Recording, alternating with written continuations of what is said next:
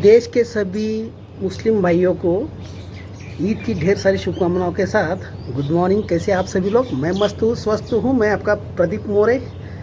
तो दोस्तों, देश संकट में है, आर्थिक स्थिति गड़बड़ा गई है। पेट्रोल महंगा, डीजल महंगा, नीट के एग्ज़ाम लीक, सीबीएसई के पेपर की गुणवत्ता, जांच की गुणवत्ता खराब, हर तरह पे ये सरकार फैल जा रही है और इसका नतीजा हमें भुगतना पड़ रहा है, आम जनता को।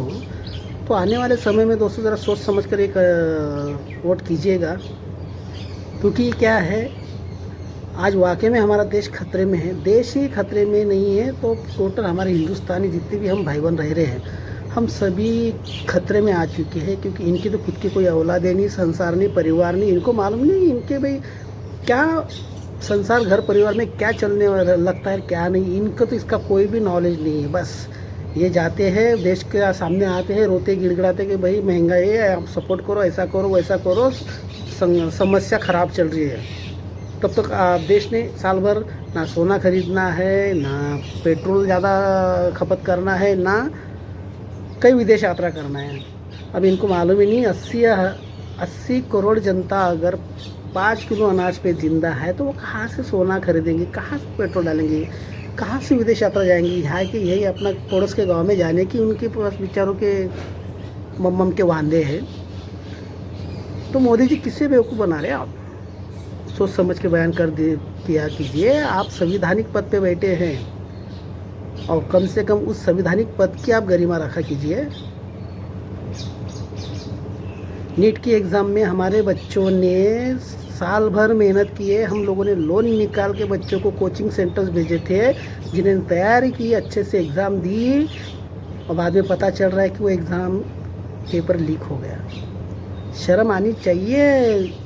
ये जो बच्चों के साथ खिलवाड़ कर रही है, इन लोगों को तो जो ये नीट पेपर के लिए जवाबदार है, नीट पेपर लीक होने के लिए, उन सबको, उन्हीं स्टूडेंट, 22 लाख स्टूडेंट के सामने खड़े करना चाहिए और हर स्टूडेंट ने उनको एक लाफा मारना चाहिए। तब जाके इनके समझ में आएंगी कि पेपर लीक करना कितना ये रहता है। बच्चों को कितनी मेहनत करना पड़ती है, बच्चे कितने डिप्रेशन में गए हैं। आज हिंदुस्तान सरकारें बोलती है कि हिंदू खतरे में, कोई बोलता है मुस्लिम खतरे में। आज वाकई में देश का हर वो माता पिता खतरे में है जिनकी औलाद बेरोजगार घूम रही है, जिनकी औलाद 44 डिग्री तापमान में लाइन में खड़ी रह रही है, एग्ज़ाम सेंटर पर जा रहे हैं और वहाँ एग्ज़ाम नहीं हो रही, कहीं पेपर लीक हो रहे हैं। आपसे अगर नहीं संभाला जा रहा है ये सब चीज़ें, तो आप हाथ जोड़ के देश की क्षमा मांग के आप पद से अपना त्यागपत्र दे दीजिए। किसी पढ़े लिखे, किसी नौजवान के हाथ में ये सत्ता सौंप दीजिए, तो कम से कम देश सुरक्षित रहेगा, गुलामी की तरफ नहीं जाएगा। आप तो बिजी है मेलोनी को मेलोडी खिलाने में। देश में यहाँ लोगों के मम्मम के वांदे हैं और आप बाहर विदेशों में घूम रहे हो। क्या लाया, क्या कहाँ गए, कहाँ नहीं, क्या लाया तो कुछ नहीं। आपकी विदेश यात्राओं का तो कोई निचोड़ निकलता नहीं। आज तक आपने कभी आके ये नहीं बताया है कि भाई विदेश यात्रा में आज हमने ये करार किया है, ये हमने वहाँ से ये उठा के लाया है प्रॉफिट देश के लिए, कि देश के हित में हमने कुछ कार्य करके लेके आए। कभी ने आपने बताया ना ही, कोई प्रेस वार्ता आपने ली। तो मोदी जी, एक ही नम्र निवेदन है आपसे, आप खुद भी अपनी ज़िंदगी जियो, लेकिन जनता को भी उनकी ज़िंदगी जीने का हक दो यार।